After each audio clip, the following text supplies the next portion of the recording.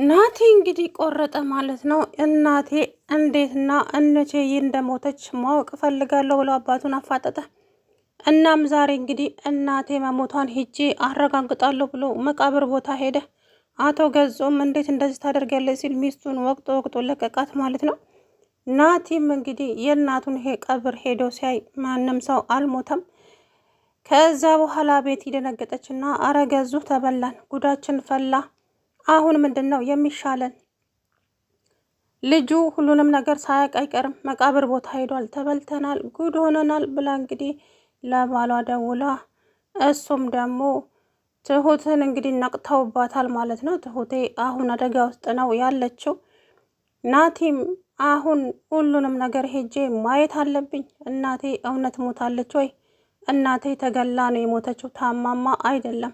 ምክንያቱም ስጠይቀው ምንም አይነት ምላሽ አልሰጠኝም። ስለዚህ እናቴን ገሏት ነው፣ ይሄ ጨካኝ ሰውዬ እናቴን ገሎብኝ ነው ሲል እንግዲህ ያዙ ይልቀቁኝ አለ። ትሁት እባክሽን አላሳዝንሽም እንደዚህ ስጨነቅ? የሆነ የምታውቂውና የደበቅሽኝ ነገር አለ፣ ግን ምን አለበት ብትነግሪኝ አላት። እባክህን አታስጨንቀኝ ናቲ፣ እኔ ራሴ ብዙ የሚያስጨንቀኝና የሚረዳኝ ሰው አጥቻለሁ፣ ለራሴ ጭንቅ ውስጥ ነው ያለሁት አለችው። ከዛ በኋላ አይ ቢሆንም አንቺ መላ አታጭም፣ ንገርኝ፣ እኔ ምንም መላ አላቅም፣ ግን ደግሞ አንተ አይምሮ ደህና ነው ይሰራል። ስለዚህ ጠንቀቅ ብለህ ጠይቅ፣ እናትህ እንዴት ነው የሞተችው፣ በምን ምክንያት ነው የሞተችው ብለህ ጠይቃቸው እስኪ። ከዛ በኋላ እውነታው ሊነግሩ እኮ ይችላሉ። ናቲ ለምንድን ነው ዝም ብለህ እንትን ብትለው? የእናትህን ሞት በደንብ አጣራ አለችው። ከዛ በኋላ ትሁት እባክሽን ግራ ተጋብቼልሻለሁ፣ እኔ እናቴ እንዴት እንደሞተች። ከዛም ቢሮ ሄደና እንግዲህ እናቴ ታማ ነው ወይ የሞተችው፣ እማሟስ ምን ነበረ ሲለው እንግዲህ ምላሱ ሁሉ ተሳሰረ፣ አቶ ገዙ ማለት ነው። እውነትም እንግዲህ ይሄ ልጅ ለምን ማወቅ ፈለክ? ማወቅ ስለፈለግኩ ነው። እናቴ በምን ምክንያት ነው የሞተችው፣ ህመሟስ ምን ነበረ? ከዛም ቤትን ምስጠይቃት እሷም ደነገጠችና አረ እኔ አላቅም እባክህ አለችውና ጥላው ሄደች። ከዛ በኋላ አታቁም አይደለ? በቅርቡ እንድታቁ አደርጋችኋለሁ፣ እኔ ናቲ አይደለሁም ብለው እንግዲህ ቆርጦ ተነሳ ማለት ነው። ከዛ በኋላ እንግዲህ ናቲ እኔ እነኝህ ሰዎችማ እሰራላቸዋለሁ፣ የሆነ ነገርማ አለ፣ የሆነ ከኔ የደበቁት ነገርም አለ። እናቴማ አልታመመችም በፍጹም፣ ገለዋት ነው። እናቴን ገለውብኝ ነው አይደለ? ይሄ ጨካኝ ሰውዬ እናቴን ገሏታል፣ እናቴን ገሎብኛል ሲል እንግዲህ ናቲ ያዙ ይልቀቁኝ አለ። ትሁትም እንደዚህ መሆኑ ተገቢ አይመስለኝም ናቲ፣ ጠንቀቅ ብለህ ማሰብ አለብህ። ምክንያቱም እነኚህ ሰዎች በጣም አደገኞች ናቸው ከምነግርህ በላይ። ምን እንደሚከሰትና ምን እንደሚያመጡብህ እንኳን አታውቅም። ስለዚህ መጠንቀቅ ይኖርብሃል ናቲ አለችው። ትሁት የእናቴ ድምፅ ረብሾኛል፣ እንዴት ነው እንቅልፍ የሚወስደኝ? እናቴ ናቲ ስትለኝ እየተሰማኝ እኮ ነው።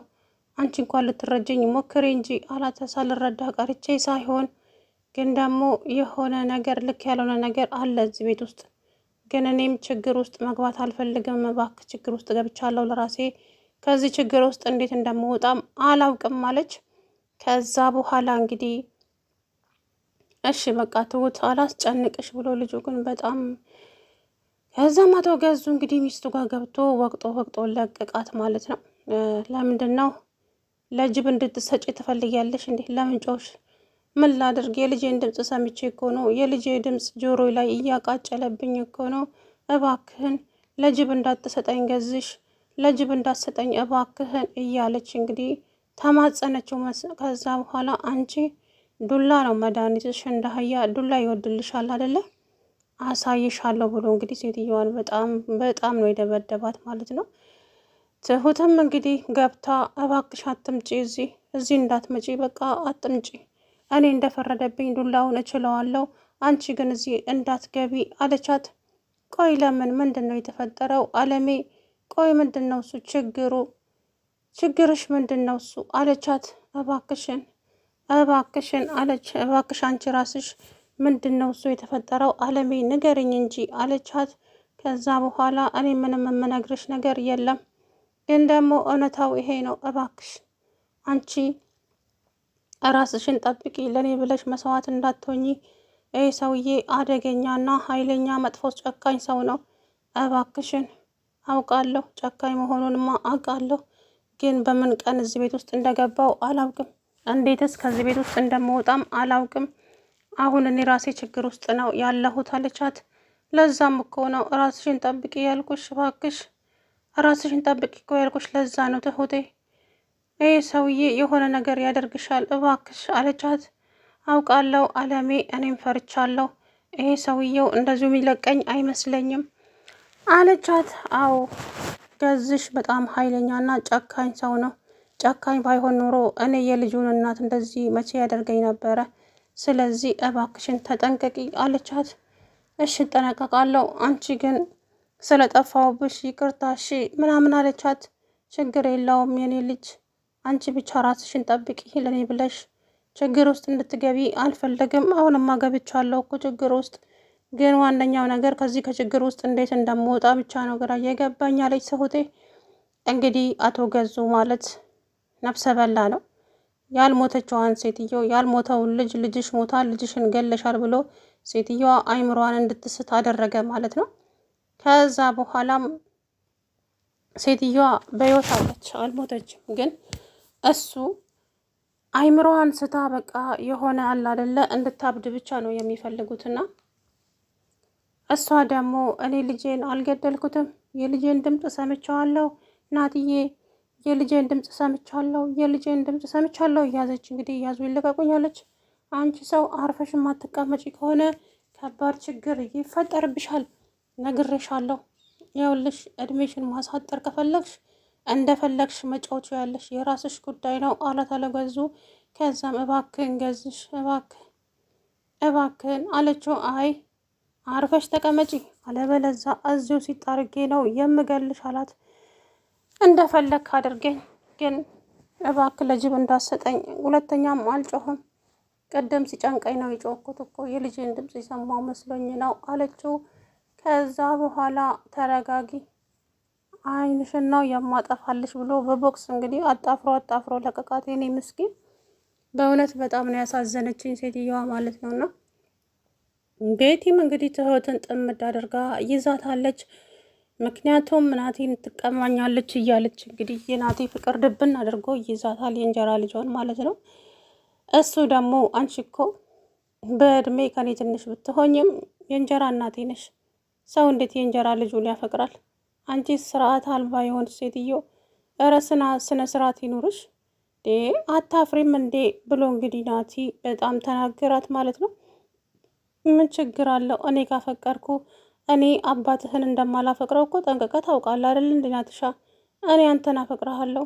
ለምን ግን አትረዳኝም? አረ ፈሪ፣ አንቺ ካላፈርሽ ግን ይሄን ጉድሽን ዝርግፍ አድርጌ ነው ለዚህ ለሰውዬ የምናገርልሽ አላት።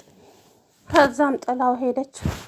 አውቃለሁ አባቴን እንደማታፈቅሪው ለገንዘብ ብለሽ እንደቀረብሽውም አውቃለሁ፣ ግን ደግሞ ገብተሽበታል እዚህ ነገር ውስጥ። ስለዚህ ከዚህ ነገር ውስጥ ለመውጣትም ሆነ የትም ለመሄድ አታስቢ፣ መቼም ሊሆንም አይችልም አላት።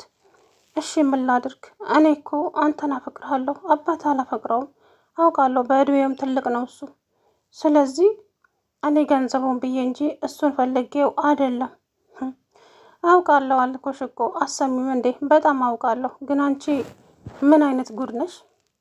ገንዘብ እኮ አላፊ ጠፊ ነው፣ ክብር ይበልጣል። እባክህ ክብር ብቻ ምን ይሰራል? ገንዘብ ነው ለሰው ልጅ ዋናው ነገር። ገንዘብ ካለ ሁሉም ነገር አለ። ስለዚህ ገንዘብ ላይ ትኩረት አድርጋለችው። አይ እንደዛ እንኳ አይደለም እባክህን። ከዛ በኋላ እንግዲህ ምን አንድ ሁለት እየተባባሉ ናቲሻም ወጥቶ ሄደ። አንተ ልጅ ሰክረ ነበር አይደለ? ለዛ ነው የእናተ ድምፅ የመጣብህ። አልጠጣውም አልኩህ እኮ፣ ግን የእናቴ ድምፅ ትዝታዋ፣ የእናተ ድምፅና ትዝታዋ ከረበሸ እዚህ ቤት ውስጥ አትምጣ። እንዴ እንዴት ነው እዚህ ቤት ውስጥ የማልመጣው? ቤቴ እኮ ነው የእናቴ ቤት። አይ እንግዲህ እኔ ያንተን ገንዘብ ስትፈልግ ቀቅለ መብላት ትችላለህ።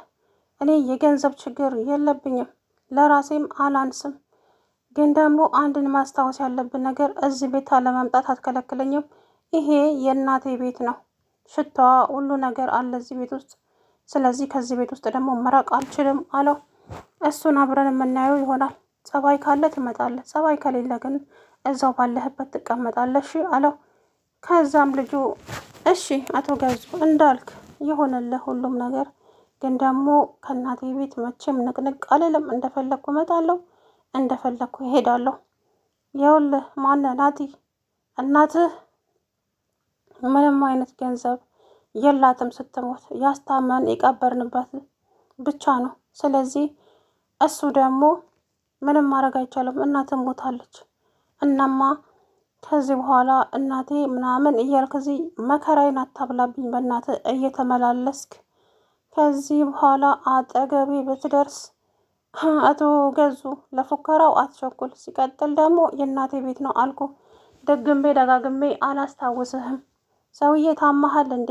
የእናቴ ቤት እኮ ነው፣ እንደፈለግኩ ማምጣት እችላለሁኝ አለው።